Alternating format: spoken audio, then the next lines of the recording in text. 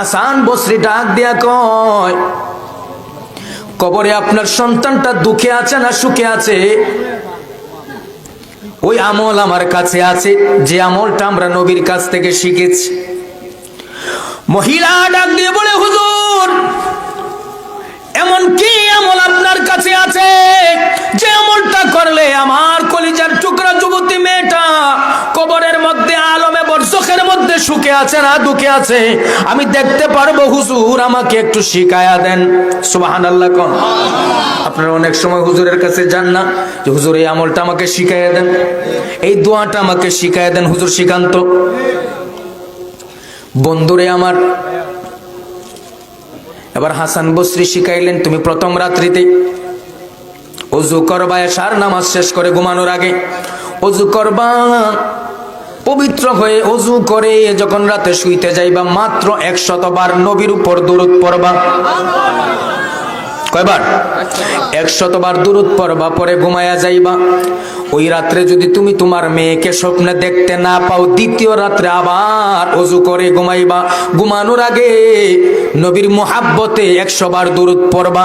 ওই রাত্রে যদি আবার তোমার মেয়েকে দেখতে না পাও, আবার তৃতীয় রাত্রিতে আবার ওযু করে ঘুমানোর আগে নবীর মুহাব্বতে দরুদ পড়ে ঘুমাইবা। আল্লাহর কসম লাগে, প্রথম রাত্র যদি মিস যায়, দ্বিতীয় রাত্র যদি মিস যায়, তৃতীয় রাত্র মিস যাবে না, যাবে না। কারণ আমার নবীজির ইজ্জতে তোমাকে দেখায়া দিবে। মহিলা প্রথম রাত্রে ইবাদত করলো, দ্বিতীয় রাত্রেও করলো, তৃতীয় রাত্রিতে যখন ইবাদত করে 100 বার দরুদ পরে যখন ঘুমায়া গেল, ঘুমের ঘরে স্বপ্নে দেখে ওই মহিলার যুবতী মেয়েটা, ওই মেয়েটার হাতের মধ্যে লোহার বেরিয়া লাগানো, পায়ের মধ্যে লোহার শিকল দিয়া বাঁধা, গায়ের মধ্যে কালো বর্ণের একটা পোশাক পরিধান করা। আপনারা কোন তো ওই মানুষটার বর্ণনা বললাম, হাতের মধ্যে বেরিয়া, পায়ের মধ্যে লোহার শিকল দিয়া বাঁধা, গায়ের মধ্যে কালো রঙের পোশাক পরিধান করে আছে, সে জান্নাতি না জাহান্নামী? বুঝে গেছে? আমার ওয়াজ সাকসেস। এবার ওই মহিলা স্বপ্নের ভিতরে দৃশ্য দেখে, মা যদি মেয়ের এই দৃশ্য দেখে সম্ভব? ওরে বন্ধু আমার, মহিলার ঘুম ভেঙে গেল, হাউমাউ করে কাঁদতে শুরু করে দিল। ফজরের আজান হয়ে গেল, ফজরের নামাজ পড়ে দৌড়ায় আর কাঁদে, কাঁদে আর দৌড়ায়। আল্লাহর ওলি হাসান বসরির দরবারে গিয়ে ডাক দিয়ে বলি, ও হাসান বসরি, কি এমন আমল শিখাইয়া দিলা? আমি প্রথম রাত্র আমলটা করার পর দেখতে পাই নাই, দ্বিতীয় রাত্রতেও দেখতে পাই নাই, তৃতীয় রাত্রতে আমল করে যখন ঘুমায়া গেলাম, ঘুমের ঘরে স্বপ্নের ভিতরে দেখি আমার যুবতী মেয়েটা আমার সামনে হাজির, কিন্তু আমার দেখার পরে মনে হলো আমার মেয়েটা সুখে নাই। কি নাই? সুখে নাই। মা বাবাকে তুমি খাওয়াও না, কাপড় চুপড় দেও না, ওষুধও কিনে দেও না, মার ব্যথাটা দিন দিন বেড়েই চলছে, তোমার কাছ থেকে একটা টাকাও বের হয় না। কারণ রে বন্ধু, তুমি সুন্দরী বউ পায়া বৃদ্ধ মাকে ভুলে গেছো, বাবার কথা ভুলে গেছো। সুন্দরী বউ যা বলে তুমি তাই করো, বড় বড় মাছ আইনা খাও, একদিন বাবার খোঁজ নেও নাই। বর্তমান এমন একটা জামানা আসছে, ওই জামানার ভিতরে সন্তান মা বাবাকে লালন পালন করবে দূরের কথা, বৃদ্ধাশ্রম নামের একটা জঙ্গলের ভিতরে ছেড়ে আসে। ওরে বন্ধু আমার, বড় আফসোস লাগে, কষ্ট লাগে অন্তরে, যেই বাবাটা ফজরের নামাজ পড়ে তোমার মতো সন্তানের রিজিকের তালাশে ঘর থেকে বের হয়ে গেছে। কত সাপ বিচ্ছু বাবার সামনে পড়লো, মাথার গাম ভেয়ে ভেয়ে পা পর্যন্ত চলে গেল, বাবার হাত কেটে গেছে, পা কেটে গেছে, রক্ত ঝরঝর করে পড়েছে, রাত্র গভীর হয়ে গেছে। তারপরও তোমার খাবারটা নিয়ে বাবা বাড়িতে এসে, আমার আব্বা কি ঘুমায়া গেছে, আমার আব্বারে ঘুম থেকে উঠাও, আমার আব্বারে খাবার খাওয়াও। আজকে ওই সন্তান মা বাবাকে খাবার দেয় না, ওই সন্তান মা বাবাকে পোশাক দেয় না, মা বাবা খাইলো কিনা খুঁজেও না। ওই সন্তান সুসন্তান নয়, সুসন্তান নয়, ওই সন্তানটা কুলাঙ্গার সন্তান। কথা ঠিক কিনা? অতঃপর করিনি, আমার বাবাটা বৃদ্ধ হয়ে গেছে। যখন আমি ছোট্ট ছিলাম বাবাটা একটা রাত্র আমাকে ছাড়া ঘুমায় নাই।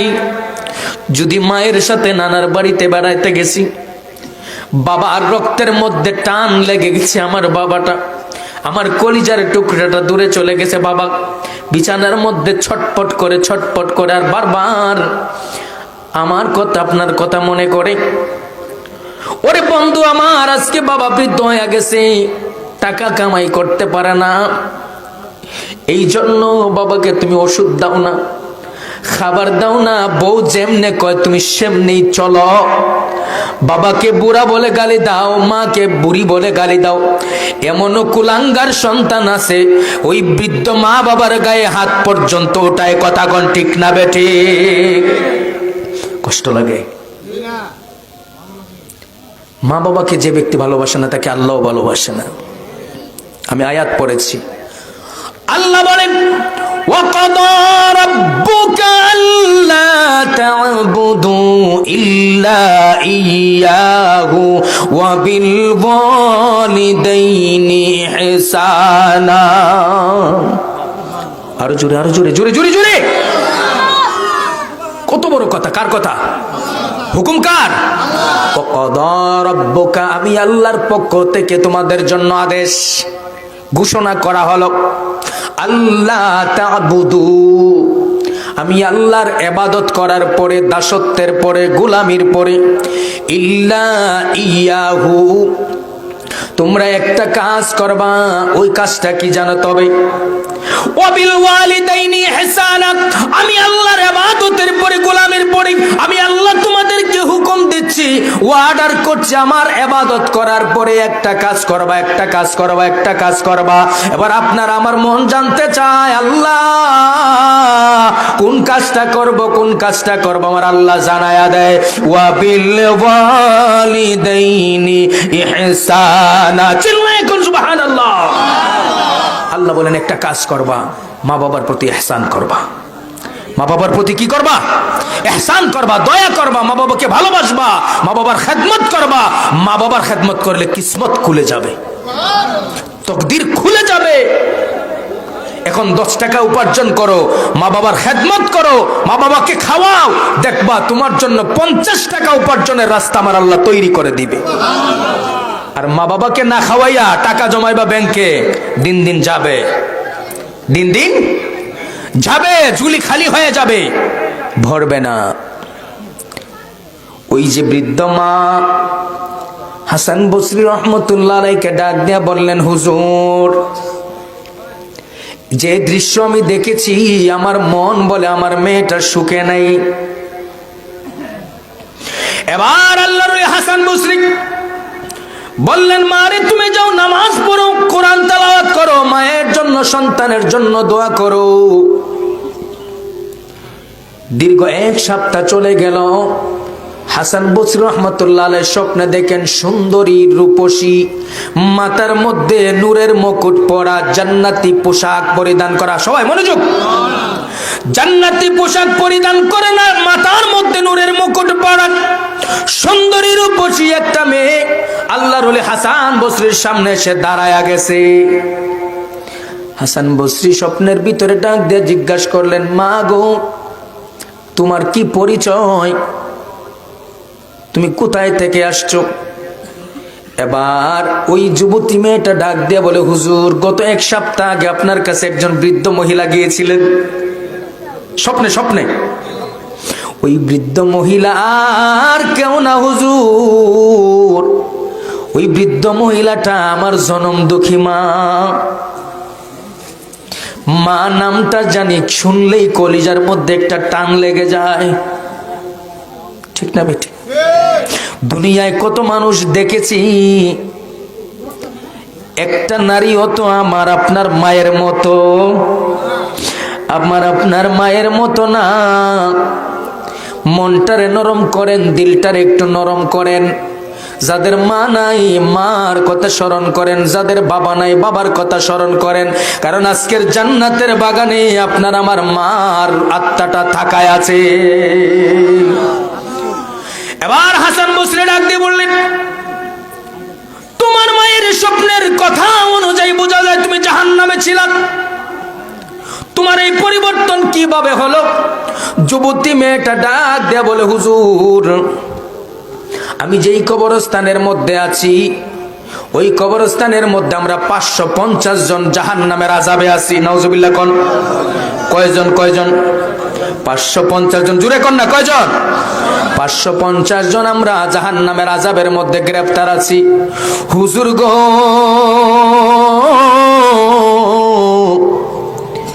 আমরা 550 জন জাহান্নামের আযাবের মধ্যে গ্রেফতার আছি। তবে একটা আশ্চর্যের বিষয় হলো, যেই কবরস্থানে আমরা আছি, কবরস্থানের পাশ দিয়ে একজন নবীর যুবক নবীর উপরে দুরূদ পড়ে পড়ে হেঁটে হেঁটে যাচ্ছিল। সুবহানাল্লাহ কন্যা। একজন যুবক কবরস্থানের পাশ দিয়ে যাওয়ার সময় নবীর মুহাব্বতে একবার দুরূদ শরীফ পড়েছে। কয়বার? একবার নবীর মুহাব্বতে আমাদের কবরস্থানের পাশ দিয়ে যাওয়ার সময় একজন নবীর যুবক, নবীর একজন প্রেমিক একবার মাত্র নবীর মুহাব্বতে দুরূদ শরীফ পড়েছে। আমার আল্লাহ রাব্বুল আলামিন আমার কামলিওয়ালা নবীর উপরে মুহাব্বতে একবার দুরূদ পড়ার কারণে আমার আল্লাহ তাআলা আমাদের এই কবরস্থানের মধ্যে থাকা 550 জন জাহান্নামীরে মাফ করে দিয়া নবীর দুরূদের ইজ্জতে জান্নাতে বানায়া দিছে। নবীর দুরূদের দাম আছে না নাই? দিয়েছেন কে? কারণ স্বয়ং আল্লাহ নবীর উপর দুরূদ পড়ে।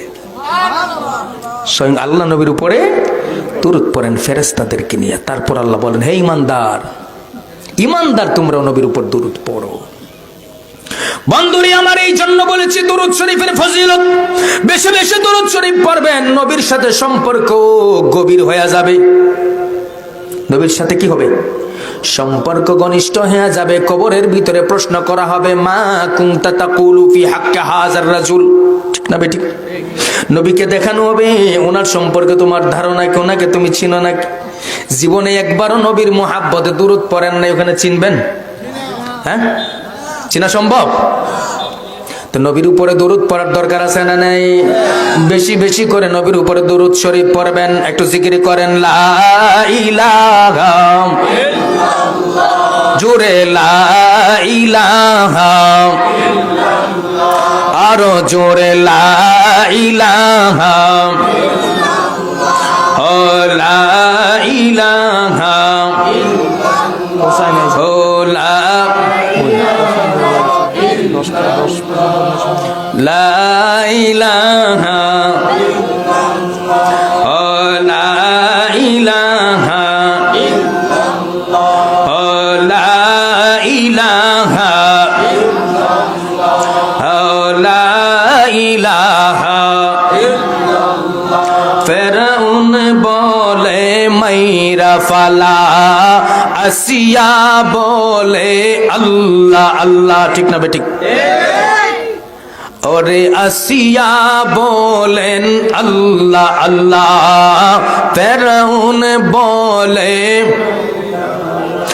আমার আল্লাহ বলেন জিবরাইল আল্লাহ, ও জিবরাইল খুলে দে জান্নাতের তালা, লা ইলাহা ইল্লাল্লাহ, ও লা ইলাহা ইল্লাল্লাহ, ও লা ইলাহা ইল্লাল্লাহ, ও লা ইলাহা ইল্লাল্লাহ, ও লা ইলাহা ইল্লাল্লাহ, লা ইলাহা ইল্লাল্লাহু মুহাম্মাদুর রাসূলুল্লাহ সাল্লাল্লাহু তাআলা আলাইহি ওয়াসাল্লাম।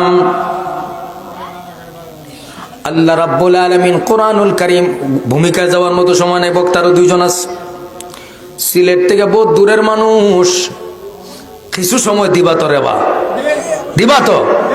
কিছু সময় দিলেও চলবো। কোরআন সুন্নাহ থেকে দুই চারটা কথা বলবো। যুবক ভাই, তোর পায়ে ধরি আমি। যুবক ভাই রে, তোর পার মধ্যে আমি হাত দিয়া ধরলাম, হাত রেখে বলতেছে, যুবক, এটা চিরস্থায়ী জিন্দিগি না, এটা ক্ষণস্থায়ী জিন্দিগি। আদ-দুনিয়া ও মাজরাতুল আখিরা, আদ-দুনিয়া ও সিজনুল মুমিনিন। যুবক রে, আল্লাহ বলেছেন আমি আল্লাহ হুকুম দিলাম, আদেশ করলাম, অর্ডার করলাম, আমি আল্লাহর ইবাদতের পরে আল্লাহ তা'বুদু, আমার ইবাদত করার পর ইল্লা ইয়াহু, তোমরা একটা কাজ করবা, ওয়া বিল ওয়ালিদাইনি ইহসানা, মা বাবার সাথে ইহসান করবা, মা বাবার খেদমত করবা। ইম্মা ইয়াবলুগান্না ইনদাকাল কিবরা আহাদুহুমা আও কিলাহুমা, তোমাদের মা এবং বাবার মধ্যে যদি কেউ বৃদ্ধ হয়ে যায় অথবা উভয় যদি বৃদ্ধ হয়ে যায়, এর মধ্যে যদি কোনো একজনকে পাও, কি করো?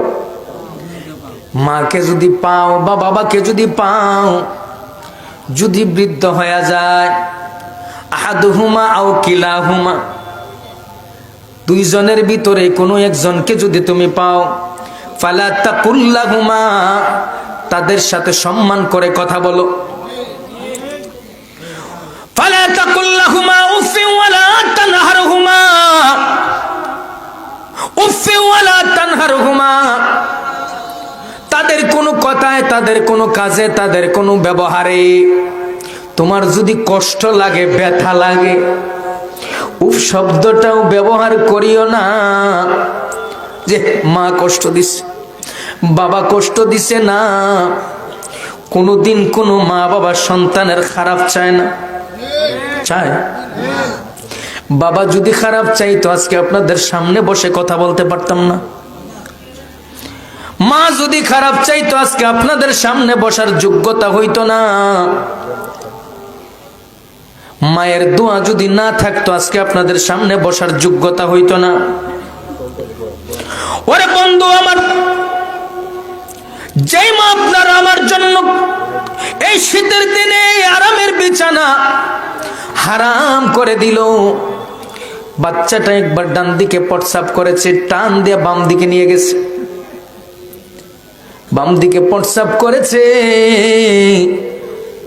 টান দিয়ে মা বুকের মধ্যে নিয়ে গেছে। সারাদিন পরিশ্রম করলো, রাতের বেলায় মা ঘুমাতে গিয়েছে, সন্তান একবার ডান দিকে আর একবার বাম দিকে প্রস্রাব করে দিয়েছে, মা বুকের সাথে জড়ায়া দইরা ঘুমায়, সন্তানের যেন কষ্ট না হয়। আজকে ওই সন্তান বড় হওয়ার পরে মাকে বাদ দেয় না, মার কোনো খবর নেয় না, মা মরে গেছে, একদিন কবরের কাছে যায় না, একদিন মায়ের জন্য কোরআন তেলাওয়াত করে মুনাজাত করে না। মা যদি বৃদ্ধ হয়ে যায় সন্তানের কাছে বোঝা হয়ে যায়, বাবা যদি বৃদ্ধ হয়ে যায় সন্তানের কাছে বোঝা হয়ে যায়। তো আমার নবী বলেছেন, হুমা জান্নাতুকা ওয়া নারুকা, ওই মা ওই বাবাটা তোর জন্য জান্নাত, তোর জন্য জাহান্নাম। মা বাবা কি জান্নাত, মা বাবা কি? নবীর সাহাবী জিজ্ঞাসা করে, ইয়া রাসূলুল্লাহ, হাবিবাল্লাহ নবী গো, খেদমত করব কার? আমার নবী বলেন, সুম্মা উম্মুকা, তোমার মায়ের খেদমত করো। আবার জিজ্ঞাসা করে, তারপরে কার? নবী বলেন, সুম্মা উম্মুকা, তোমার মায়ের। আবার বলে কার? তারপরে কার? নবী বলেন, সুম্মা উম্মুকা, তোমার মায়ের। কয়বার? কয়বার? তারপরে জিজ্ঞাসা করে, তারপরে কার? আমার নবী বলেন, সুম্মা আবুকা, তোমার বাবার। তিনবার মায়ের কথা বললেন, তিনবার মায়ের কথা বললেন। এর কারণ কি জানেননি? মা তিনটা সময় আপনার আমার জন্য কষ্ট করেছে। 10 মাস 10 দিন যদি আমরা পুরুষ জাতির সন্তান পেটে নিতাম, বের হওয়ার সাথে সাথেই তোর মতো সন্তান দরকার নেই। যে লাথি গুতা বাবা তুমি পেটের ভিতরে দিছ, যদি আমরা পুরুষ জাতি পেটে সন্তান ধারণ করতাম। ওরে বন্ধু আমার, 32টা নারী ছিরাদন আপনার আমার মায়ের কোলের মধ্যে যেই দিন 10 মাস 10 দিন পরে আসে, 32টা নারী, 32টা রগ মায়ের নাভির সাথে, আমার নাভির সাথে একটা কানেকশন দিয়েছে আল্লাহ। মায়ের পেটের ভিতরে খাবারের ব্যবস্থা করেছে। 6 মাস যখন হয়ে যায় দেখবেন মার মুখটা শুকায়া গেছে। পেটের ভিতরে বাচ্চা 6 মাস হয়ে গেছে, মার মুখটা শুকায়া গেছে, কিছু খাইতে পারে না। বন্ধু যুবক, তুমি বুঝবা না, যেই দিন তোমার সন্তান হবে সেদিন উপলব্ধি করতে পারবা। মার মুখটা শুকায় গেছে, খাইতে পারে না, অথচ ডাক্তার বলেছে বেশি বেশি করে খাবার খাওয়ার জন্য। মা বারবার চিন্তা করে, আমার পেটের ভিতরে আমার জাদুমণিটা আছে, ওটা যদি ভালো থাকে আমি ভালো। ওই 10 মাস 10 দিন পেটে ধরা সন্তানটা দুনিয়ায় যেই দিন আসবে, মা টেনশন করে, আহারে আজকে যদি আমি মরে যাই, আমার কলিজার টুকরা সন্তানটার কি হবে। যখন মার ডেলিভারির সময় হয়ে যায়, স্বামীর কাছে গিয়া বলে, স্বামী রে, দীর্ঘদিন তোমার সাথে সংসার করেছি, কথায় চলায় কত বেয়াদবি হয়ে গেছে, তুমি আমারে মাফ করে দিও। যদি আমি মরে যাই, আমার সন্তানটারে তোমার কাছে আগলে রাখো। যখন মায়ের প্রসব ব্যথা যন্ত্রণা শুরু হয়ে যায়, এক একটা ব্যথা বেদনা যেন মায়ের মৃত্যুর যন্ত্রণা শুরু হয়ে গেল। সন্তান ভূমিষ্ঠ হবে, মায়ের রক্ত ঝরে ঝরে মা শহীদের মতো রক্তে লাল হয়ে গেছে। ওরে বন্ধু আমার, অজ্ঞান হয়ে গেছে মা। দুনিয়ার মধ্যে মায়ের চাঁদের মনি সোনা মনিটা কলিজা ছেঁড়া দনটা আসছে। আপনি আমি দুনিয়ায় আইসা ওয়া ওয়া করে কান্না করি, ওই জায়গায় যারা দায়ী বসা থাকে তারা মায়ের কাছে নিয়ে যায়, মা তো অজ্ঞান।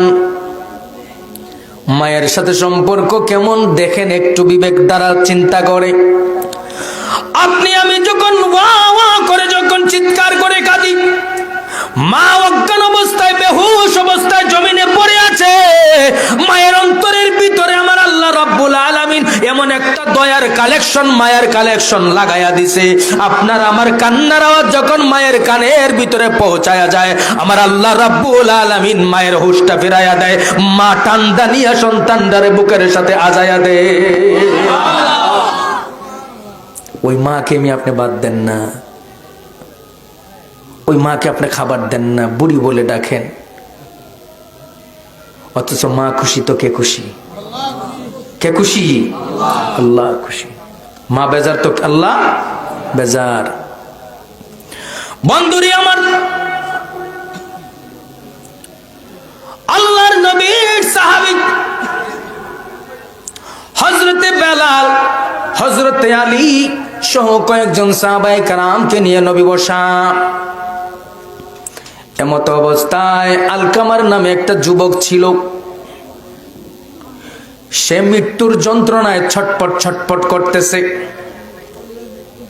তার স্ত্রী নবীর দরবারে এসে বলতেছে, হুজুর, আপনার আলকামারের মৃত্যুর যন্ত্রণা চলতেছে, সাখরাত চলতেছে, কিন্তু জবান থেকে কালেমা বের হয় না। মরণের সময় যদি কালেমা বের না হয়, ইমানদার হয়ে যাওয়া যাবে?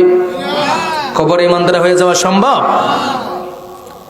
নবী বললেন, বেলাল, তোমরা যাও গিয়া দেখো আলকামারের অবস্থা কি। আলকামারের বাড়িতে গিয়া দেখলেন আলকামারের জবান থেকে কালেমা বের হয় না। কালেমা? নবীর কাছে খবর আসলো, আপনার আলকামারের জবান থেকে কালেমা বের হয় না, কষ্ট হচ্ছে, কষ্ট হচ্ছে। সাখরাতের কষ্ট বড় কঠিন কষ্ট রে বাবা। বেলাল দৌড়ায় কয়, হুজুর গো, আলকামারের জবান থেকে কালেমা বের হয় না। আমার নবী ডাক দিয়ে বলেন, বেলাল রে, ও বেলাল, আলকামারের বাড়িতে খবর লাগাক, আলকামারের মা বেঁচে আছে নাকি।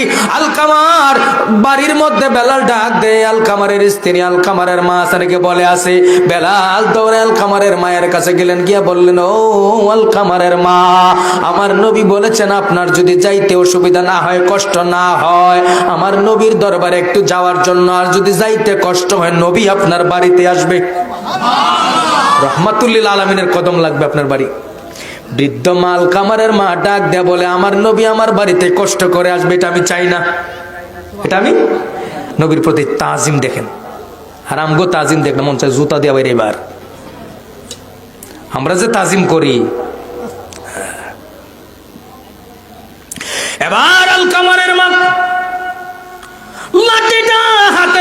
নিয়া নবীর দরবারে আইসা বলে, হুজুর লাব্বাইক, আমি আলকামারের মা। যুবক, নবী জিজ্ঞাসা করেন আলকামার কেমন ছিল? যুবক, নবী জিজ্ঞাসা করেন আলকামার কেমন ছিল? মা সার্টিফিকেট দিচ্ছেন। সুবহানাল্লাহ কন্যা, মা সার্টিফিকেট দিচ্ছেন। হুজুর, ইয়া রাসূলুল্লাহ, ইয়া হাবিবাল্লাহ, নবী গো, আপনার আলকামার বড় ভালো ছিল। আপনার আমার মা বলবে তো? আলকামারের মা বলে, আমার সন্তানটা ভালো ছিল, 5 ওয়াক্ত নামাজে ছিল। আর আঙ্গ মা কইব, আমার সন্তানটা রাত হইলে হাফ প্যান্ট পরে ব্যাডমিন্টন খেলছে। কথা কয় না? কইব না? আমার যুবক ভাইয়ের কষ্ট লাগতেছে। ভাই, এটা বাস্তব। মা যেন সার্টিফিকেট দেয় আপনার আমার জন্য, ভালো ভালো সার্টিফিকেট দরকার আছে না নাই? আপনি নামাজি হন, মসজিদমুখী হন। ঠান্ডার দিন মুসল্লি হয় না কেন রে ভাই? এই মসজিদ তো হাসরের ময়দানে আপনার আমার জন্য সাক্ষী দিবে।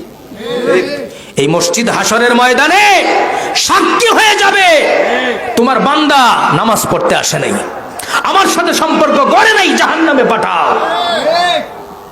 নামাজে যাবেন, মসজিদের সাথে সম্পর্ক করবেন। মসজিদ ডাক দিয়ে বলবে, যৌবন থাকা অবস্থায়, যুবক থাকা অবস্থায় আল্লাহ এই কনকনে শীতের ভিতরেও ঠান্ডা পানি দিয়ে ওযু করেছে। তোমার নবী বলেছেন, ঠান্ডা পানি দিয়ে ওযু করলে বান্দার সমস্ত গুনাহ মাফ হয়ে যায়। ওই অঙ্গগুলি জাহান্নামের আগুন জ্বালায় না, যে অঙ্গগুলির ভিতরে ঠান্ডা পানি লেগে যায়। আল্লাহ, আমি মসজিদ সাক্ষী দিলাম, ওই যুবকটাকে তুমি জান্নাতুল ফেরদাউস দান করে দাও। মসজিদ মুখী হওয়ার দরকার আছে না নাই? এই যুবক, পায়ে হাত রেখে বলে যাই, শাহজালালের দেশের মানুষ, নামাজে যাবেন, মা বাবার খেদমত করবেন, দুনিয়া আখিরাত উজালা হয়ে যাবে। বন্ধুরে আমার, আলকামারের মা ডাক দিয়ে বলেন, হুজুর 5 ওয়াক্ত নামাজ পড়তো, ভালো মানুষ ছিল, দান খয়রাত বেশি বেশি করত। একটা জায়গায় সমস্যা, ওই সমস্যা হলো তার স্ত্রীকে আমার চাইতে বেশি প্রাধান্য দিত। নাউজুবিল্লাহ কইতেন না? মায়ের চাইতে স্ত্রীর কথা বেশি প্রাধান্য দিত, স্ত্রীকে বেশি মানত। যেটা কইতো সুন্দরী রঙ্গিলা তাই সে শুনত, আর মা যা কইতো শুনতে চাইতো না। এবার মা ডাক দেয়া বলে, এটাই আমার সন্তানের জীবনে একটা ভুল। আমি মা তার উপর রাজি না, খুশি না। সে আমার চাইতে তার স্ত্রীর কথা বেশি প্রাধান্য দিত। আমার দয়াল নবী ডাক দেয়া বলেন, বেলাল রে, বেলাল দৌড়ায়া যা, লাকড়ির ব্যবস্থা করো, লাকড়ির ব্যবস্থা করে আগুনের ব্যবস্থা করো। আলকামারের মা বসা থেকে দাঁড়ায়া গেছে। সুবহানাল্লাহ করবি না? মা, এটা মা, হাজার অপরাধ করার পরে মায়ের কাছে যাইবেন, মা বলবে বাবারে মাফ করে দিলাম। আলকামারের মা বসা থেকে দাঁড়ায়া গেছে। ইয়া রাসূলুল্লাহ, ইয়া হাবিবাল্লাহ, নবী গো, লাকড়ি কেন, আগুন কেন, কি করবেন? আমার নবী কয়, যেই সন্তানের উপর মা খুশি না, ওই সন্তানটাকে আমি দুনিয়ার আগুন দিয়া জ্বালায়া দিব।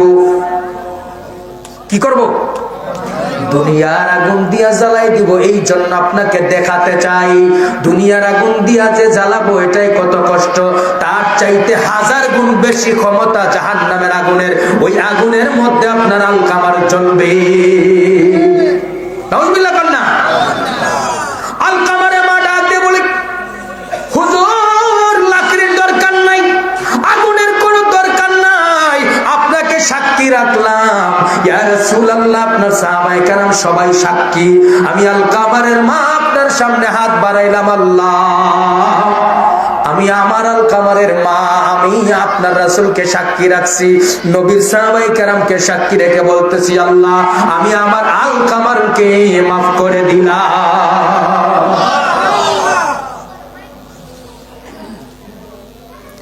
কাফনটা একটু খুলে বলবো, কাফনটা একটু খুলে দেখি যখন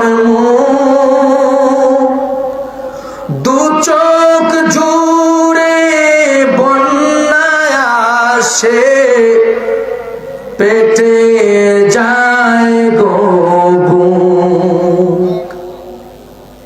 যারা মাকে ভালোবাসে মায়ের মরা মুখটা দেখতে পারে, সহ্য করতে পারে। ছোটবেলায় মাকে হারিয়েছি তো মা ডাকার অনেক শখ ভিতরে।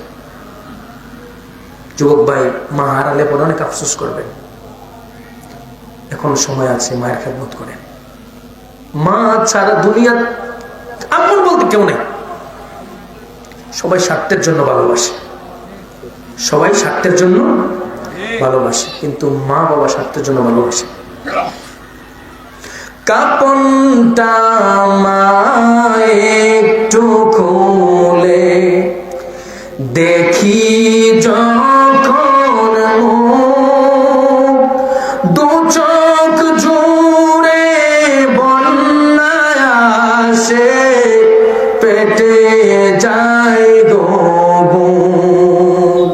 তোমার বিদায় সেই বেলাটি, তোমার বিদায় সেই বেলাটি শুধু দেবে দোনামা মাগো তোমার সম্পূর্ণ ওই মায়া মুখ ভুলতে পারি না মাগো তোমার ওই সোনা মুখ ভুলতে পারি না।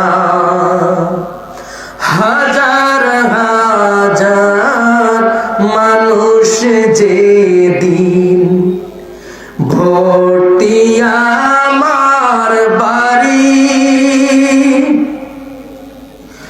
চোখের সামনে নীলে বিদায় পরে সাদা শাড়ি। হাজার হাজার মানুষ যেদিন ভর্তি আমার বাড়ি, দু চোখ জুড়ে বন্যায় আসে পেটে যায় গো বুক।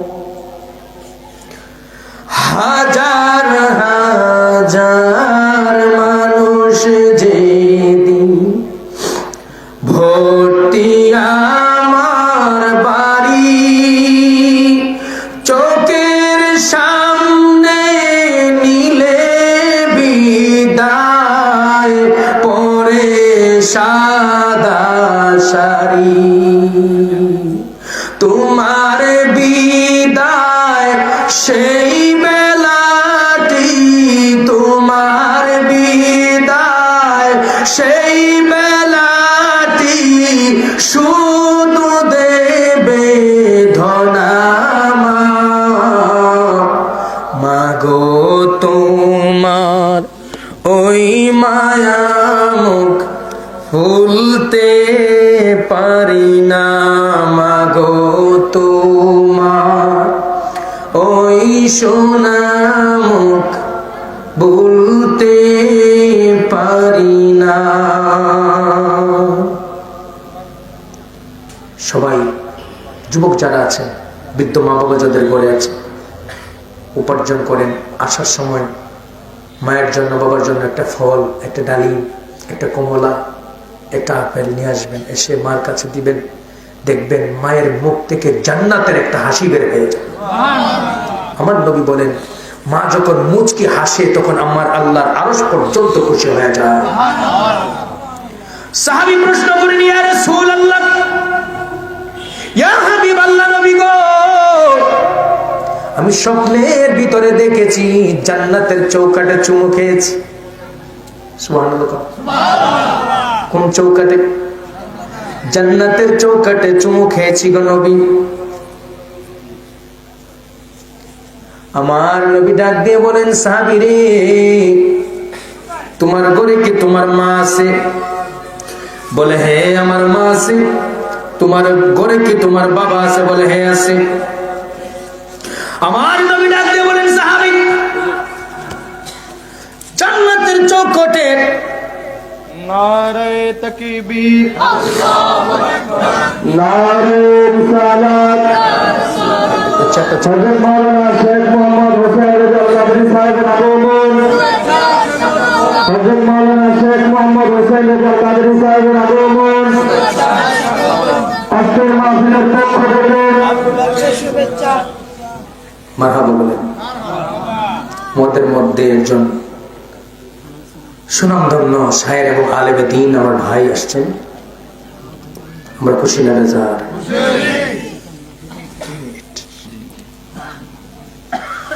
নবী বলেন, সাহাবীরে,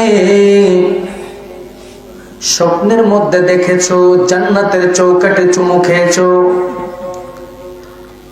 গড়ে কি মা আছে? সাহাবী বলেন, ইয়া রাসূলুল্লাহ, নবী গো, মা আছেন, বাবাও আছেন। নবী বলেন, দৌড়ায়া মায়ের কাছে যাও, বাবার কাছে যাও। সাহাবী জিজ্ঞাসা করেন, ইয়া রাসূলুল্লাহ, নবী গো, মায়ের কাছে বাবার কাছে গিয়ে কি করব? আমার নবী ডাক দিয়ে বলেন, সাহাবী রে, মায়ের পায়ের মধ্যে বাবার পায়ের মধ্যে তোর ঠুটটা লাগায়া দে, জান্নাতের চৌকাঠের উপরে এবং নিচের অংশে চুমু দেওয়া হয়ে যাবে। ওই মাকে ভালোবাসলে, মাকে আদর করলে, মার দিকে নেক নজরে তাকাইলে খুশি হয় কে? নবী বলেন, রিদার রাব্বিক ফি রিদাল ওয়ালিদি, যার উপর মা বাবা সন্তুষ্ট তার উপর স্বয়ং আল্লাহ সন্তুষ্ট। সাখাতির রাব্বি ফি সাখাতিল ওয়ালিদি, যার উপর মা বাবা অসন্তুষ্ট তার উপর আল্লাহ অসন্তুষ্ট। বোঝা গেল, মাকে কষ্ট দিলে আল্লাহ কষ্ট পায়, বাবাকে কষ্ট দিলে আল্লাহ কষ্ট পায়। মাকে ভালোবাসলে, মা বাবার সেবা করলে, মা বাবাকে খাবার দিলে, মা বাবাকে ওষুধ দিলে, মা বাবার কথা শুনলে আল্লাহ খুশি হয়ে যায়। বন্ধুরে আমার, সময় নাই, সময় নেই। ওরে বন্ধু আমার, শেষ বেলায় বলে যে, যদি জিরো থেকে হিরো হতে চাও যুবক, জিরো থেকে যদি হিরো হতে চাও,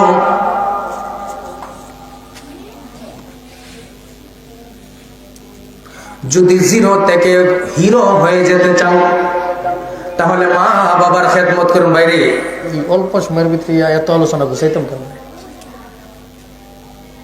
আমি তো ভূমিকা টুমিকা যাই নাই, তো ডাইরেক্ট ঢুকে গেছি গা। যাক, যতটুকু সময় পাইছি আলহামদুলিল্লাহ। আমার অল্প সময় ভাই, মন ভরে না। আমি জুমার আলোচনায় আমার মন ভরে না। একটু সময় বেশি পাইলে দুই চারটা কথা বোঝানো যায়। কথা বুঝছেন? আপনি রাগ করেন না, আপনার কষ্ট পাইছেন। যতটুকু সময় আপনাদেরকে দিতে পারছি আলহামদুলিল্লাহ, আমরা খুশি লাগা যায়। রিজিক যদি তাকে মালিক আরেকবার দেখা করা যেতে হবে, ঠিক না বেটি? শেষবারে একটা কথা বলে যাই, ওই মায়ের পেট থেকে হাফেজে কোরআন হবে, ওই মায়ের পেট থেকে আমার ভাইয়ের মতো আলেম হবে, ওই মায়ের পেট থেকে শাহজালালের মতো ওলি হবে, যেই মা পর্দাশীল হবে, যেই মা নামাজ পড়নে ওয়ালা হবে, যেই মা কোরআন পড়নে ওয়ালা হবে, ওই মায়ের পেট থেকে রাবিয়া বছরের মতো মেয়ে বের হয়ে যাবে। আর যদি মা নামাজি না হয়, বেনামাজি হয়, পর্দাশীল না হয়, কোরআন তেলাওয়াতকারী না হয়, ওই মায়ের পেট থেকে যে সন্তানটা বের হবে, এ কখনোই মা বাবার খেদমত করবে না। করবে?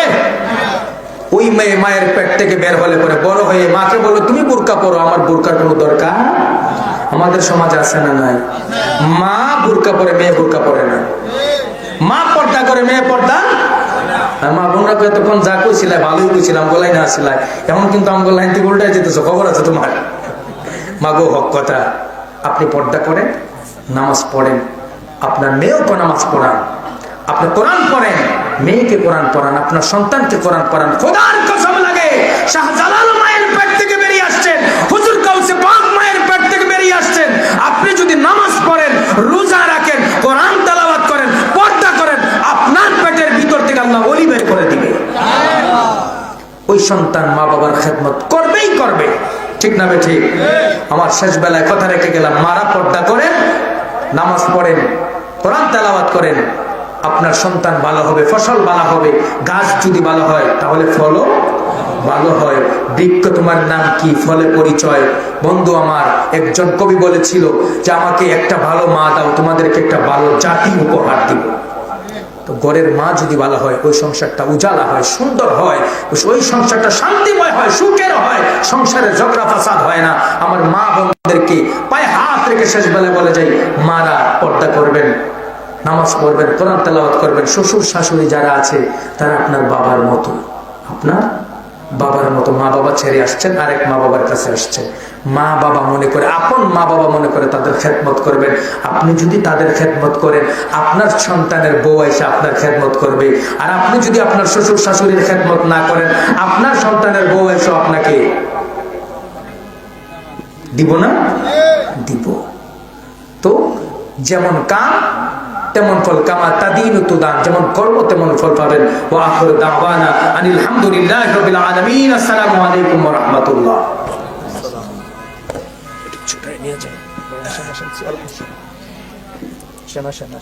আলহামদুলিল্লাহ, খুব চমৎকার তকবীর পেশ করলেন